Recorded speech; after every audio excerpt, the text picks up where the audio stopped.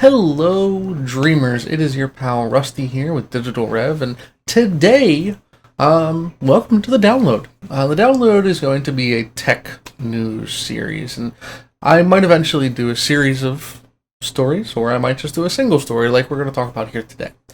I'll be super quick, and which is hard for me because I do like to babble, but let's get right into it. AMD released the 4000 series CPUs.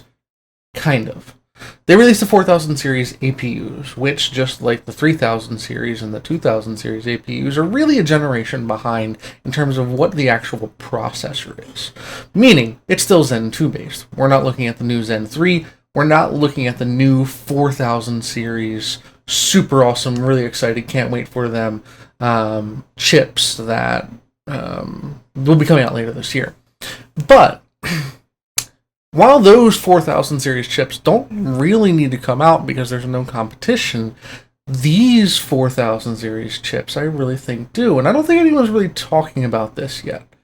But let's talk microcenter. So, as you guys know, I work part-time at microcenter, and one of the things that I've noticed, and I don't work in the computer department, where you come in and you buy a desktop or a laptop. I work in the build your own department. And I sell AMD.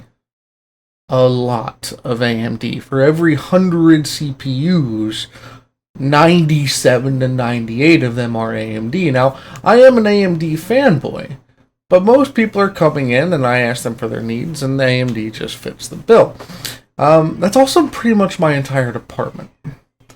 Now, on the computer side, it's different. That's really where you see Intel's still the king.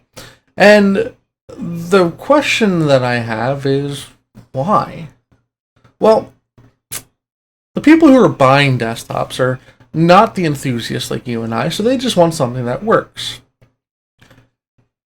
And if we switch over to this screen here, I'm looking at some of the specs. I mean, looking at these, the 4700G, for example, that we have right over here. This really is a Ryzen 7 3700X. 3.6 gigahertz base, 4.4 gigahertz boost, 65 watt TDP. We're really looking at the same thing with the addition of the 8 GPU units. And I'm not even going to get into the GPU units and how they're Navi based and or they're Vega based, not Navi based. Don't quote me on either of those, but I do know they're updated and there's less because they're more optimized than previous generations. Anyway, the thing that's important about that is the 3700X. There is, there's no reason to necessarily, what am I saying? You can't have a 3700X in your system without a graphics card. Is really where I was trying to go with that. Until now. And if you look at a lot of the Intel-based systems at Microcenter, whether it's HP, Dell, PowerSpec, or House Brand, you have people coming in and buying i7s because they want that best tier, but they're not using it for gaming. So they avoid the 3700Xs because those are usually paired with at least 580 RX 580 cards, but they're not gaming. They just want a computer that's going to last a long time. It's going to have plenty of horsepower for years to come with some upgradability. It's going to have 16 gigs of RAM now. They can up it to 32 in the future, etc. This gives AMD that competition. Now you can go into a Best Buy, a Microcenter, Staples, HP, Dell, wherever, and get an AMD-powered web box. And you can get it with good processors. Do you need 8 cores and 16 threads? Probably not. And that's why AMD, I think, was so late to the party here, because they were focusing on the gamers, because the gamers talk. The gamers are the ones who do all of that. The gamers are also the ones who build rigs for their parents. But when I've been tasked with building workstations for whether they're businesses or for my parents, I really haven't had the opportunity to go anything other than Intel because I need a graphics card. That's not in the budget. I'm doing a build right now for a client for who's music production. Well, that build's going to be Intel because they don't need a video card. I'm also going to go Intel because the Thunderbolt 3 will be beneficial more than likely. But that being said, there's no competition. So this is where we're going to come in, because if we look at these AMD APUs and compare them with the Comet Lake CPUs here, yes, you have the F SKUs, but you have a 4700G, 8 core, 16 thread, 3.6 to 4.4. Hey, man, that's really slotting in here with this 10700. You know, 2.9 to 4.6. Okay, we're pretty much equal there. Then you can go a little bit higher with the various other boosts that Intel has here. But you have the integrated graphics. That's where I think we're really going to see these compete, is in those builds. Those builds that you go to Best Buy and you buy a rig, or you think you're buying a gaming computer, and then, oh man, I need a graphics card. Well, now we've got things in that space. That is why I think AMD released these, because I needed that competition. They are crushing in the enthusiast community.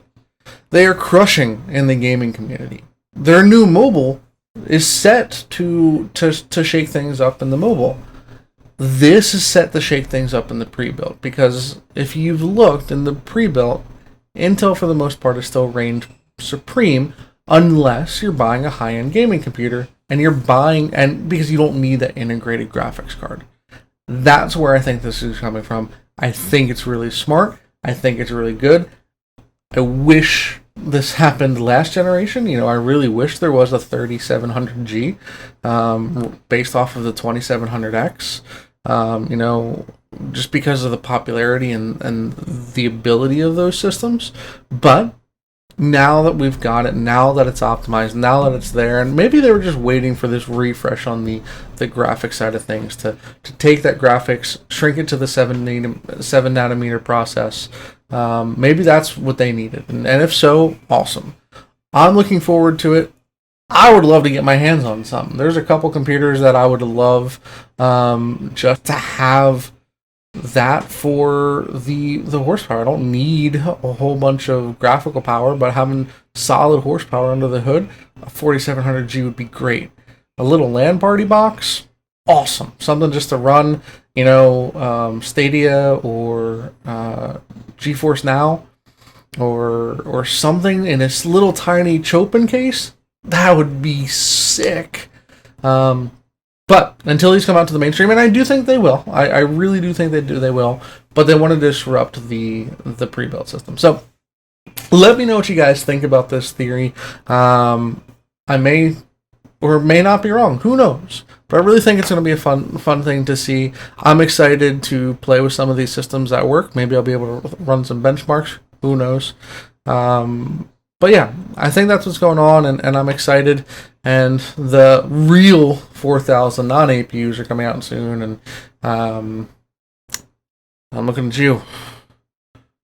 You need 4000. That 3950 is just not going to cut it anymore. Well, anyway, till next time, guys. Keep dreaming, and remember, if you can dream it, we can build it.